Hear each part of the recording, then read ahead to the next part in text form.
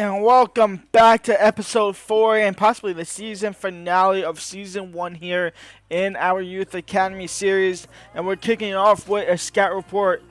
Scottish John Fraser, 425k at 14 years old. That's actually kind of decent. Like I said, we're going to be bringing in most of these, but we are going to start being a little bit picky.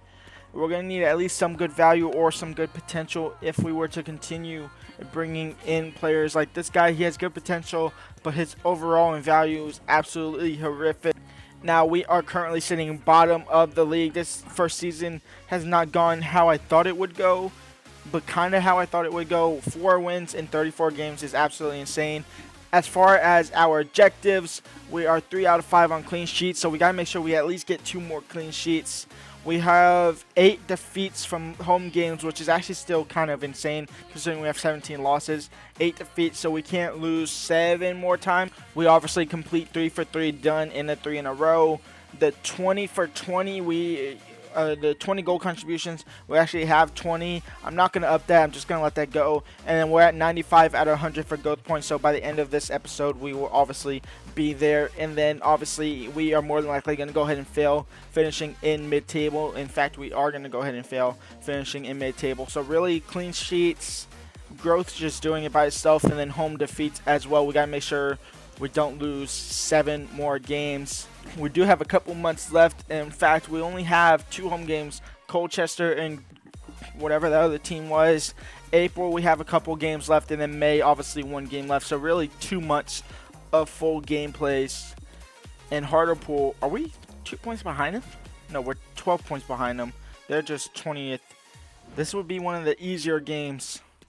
But I'm obviously going to simulate a lot through most of these games. And we pick up a win, a 2-1 win. Fagan and Lavery on the score sheet. And we pick up another win. We're kicking off the episode with back-to-back wins. 1 against Hartlepool and 1 away from home again against Crew Alexandra, in which Rogers and Hoffman on the score sheet. And our first home game of the episode comes against first place Colchester. I was going to go ahead and play it, but they're first place, so we realistically have no shot at all. So we're going to go ahead and quick sim, and it's going to be a 2-1 loss. So that's now 9 out of 15. I got to keep track of that. Wimbledon away from home, back on the road. It's a 2-0 win. We're winning away games. We're losing and drawing the home games. Hoffman and Rogers on the score sheet again. And we pick up 3 wins in this episode from me not playing. Maybe I shouldn't play at all next season. Now, Gillingham are sitting mid-table, and this is where we realistically should be, mid-table. We actually have a couple of 60-rated players, Hoffman, Wright, Lavery, Fagan, Watts, and Evans, all 60 and above. And then Evans, our goalkeeper prospect that we got out of England, I believe, in which he was 67 when he first came. He's now up to 71, and he's the reason why our clean sheets have been bumping up. In fact, hold on. How many clean sheets was that? I think we got 2, right? We did. A 2-0 win against Crew Alexander and a 2-0 win against Wimbledon. Our clean sheets are done. We're 5 for 5. That is over. Now we just got to avoid defeat. We will play our first game of the episode here. Test out our quality for next season for a mid-table team. Obviously next season I'm going for it all, and with our keeper being 71 overall, it should be a little bit easier. And then getting a 62 plus rated keeper or left back next season as well is going to help out a little bit as well. Out wide for Fagan. Lavery was going to get to that initially, but Fagan's a better option. Back post for Wright. Can he volley it?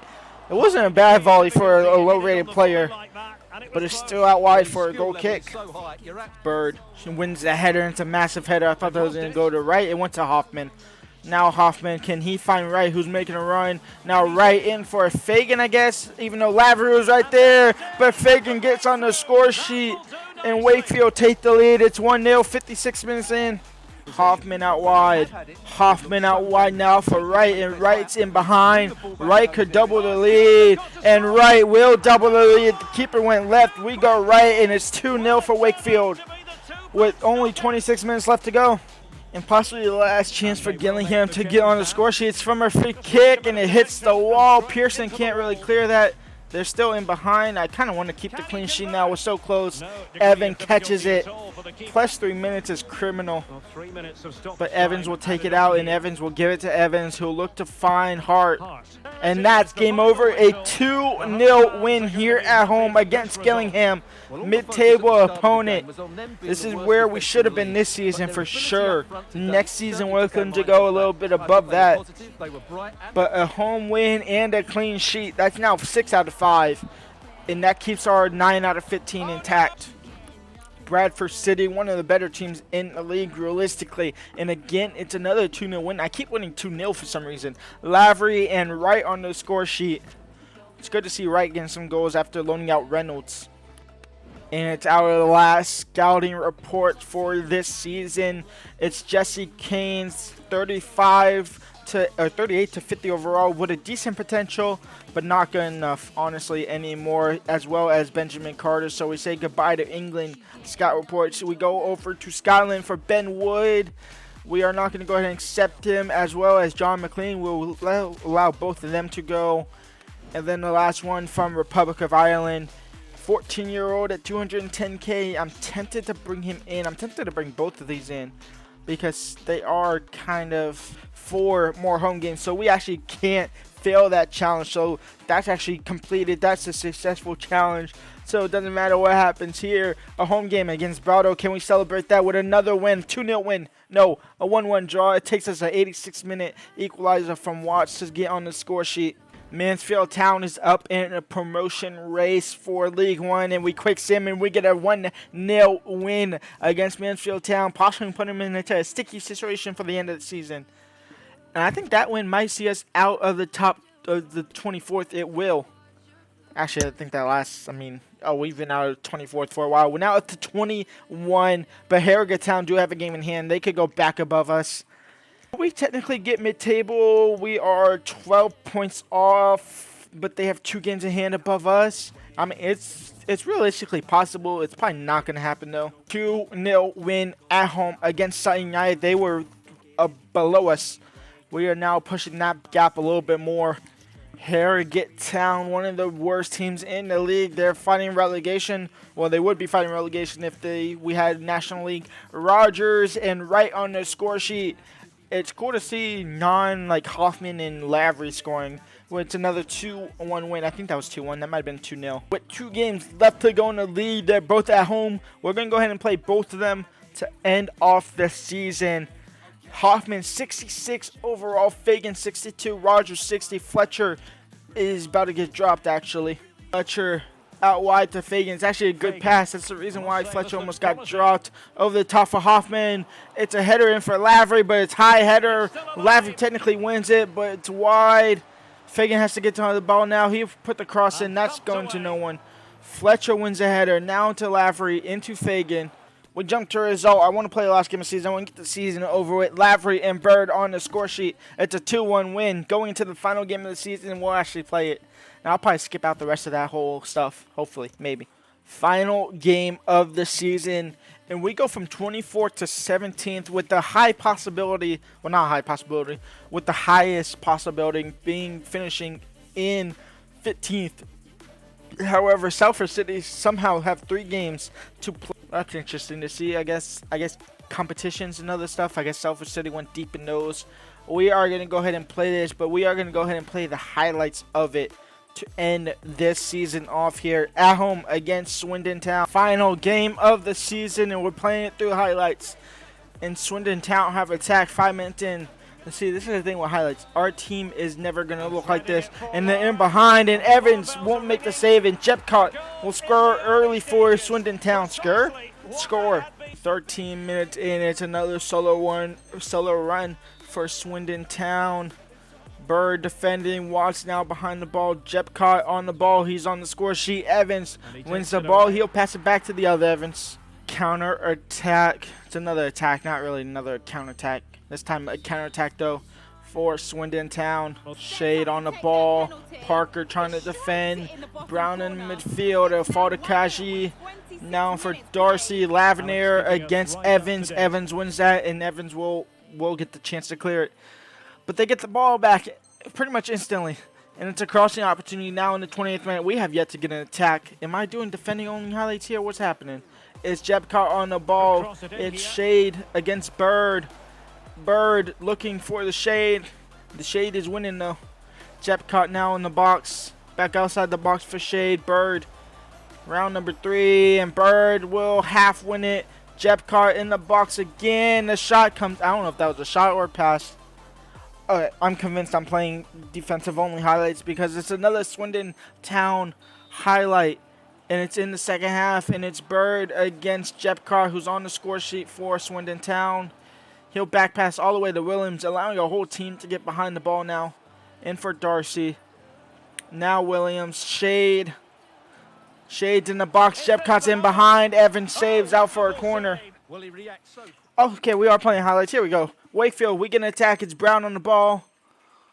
I'm just going to pass it up the field. Brown, he'll pass it up. It'll fall to Hoffman. Hoffman now in for right. Right, cutting back. He'll find Hoffman. His shot's blocked out for a corner. And it's a Wakefield solo run, 53 minutes in. It's right on the ball. Hoffman and Lavery in behind. We have Shutton to get past. He'll find Hoffman. Hoffman's got the shoot this on his left foot. It's dragged wide. Now they're giving us attacks, but this might be the last highlight of the game. It's Hart on the ball. He's on for Fagan. He'll find Lavery. No, he will not.